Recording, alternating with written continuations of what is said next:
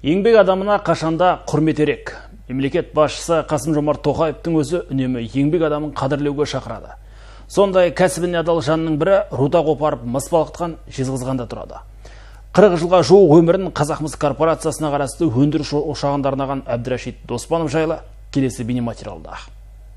300-400 градуста оған мына үстіміздегі сумтоқлылардың пилетін салып, қолғанымызда күйеп, машинамызда түсіріп алу керек, қауіпсіздікті сақтау керек.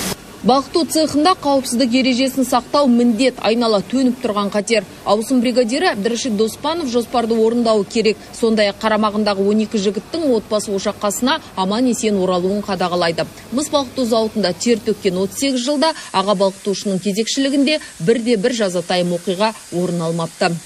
Саналы өміріміздің тең жасы осында өтті деуге болады. Осы жерден осы заводымыз, осы үйіміз сияқты қуанып кеп, осы жақтан кеп, жұмыс істеп, көңілді болып қайтамыз, көңілді болып қайтамыз. Ерте келіп, әдейі. 1-2 сағат бұрын ерте келеміз, сол пешті қабылдап аламыз.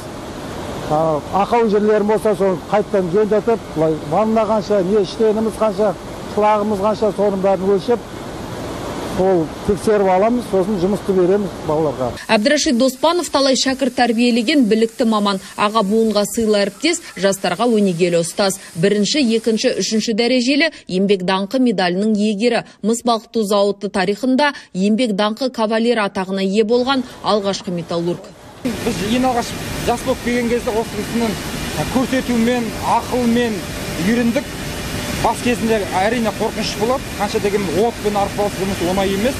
Осы кісінің ақыл денесімен, көрсетумен үйреніп келе жатырмыз. Әлі де үйренеріміз көп, бірақ жұмысқа келгенде бұл кісі тәртіпті қатал.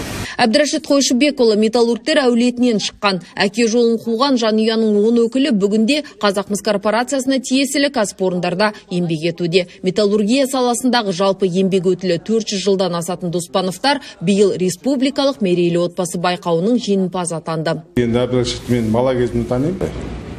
20 жылдай осы бригадир болып келеді, ауысымда үлгілі бірнеше мастерлерді, жұмыскерлерді тәрбиелеп келе жатыр.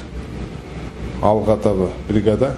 Бүгінгі күні Жезқазған мыс балқыту зауытында 2200-ге жуық еңбеккер бар. Қазақмыстың басты байлығы қызылмыстан бұрын тағдырын өндіріспен тығыз байланыстырған қарапайым еңбек адамдары. Айзада Оразхан, Нұрлан Бақыт, Роман Копылов, Сарыарқа телеарнасы үшін арнайы Ұлытау облысынан.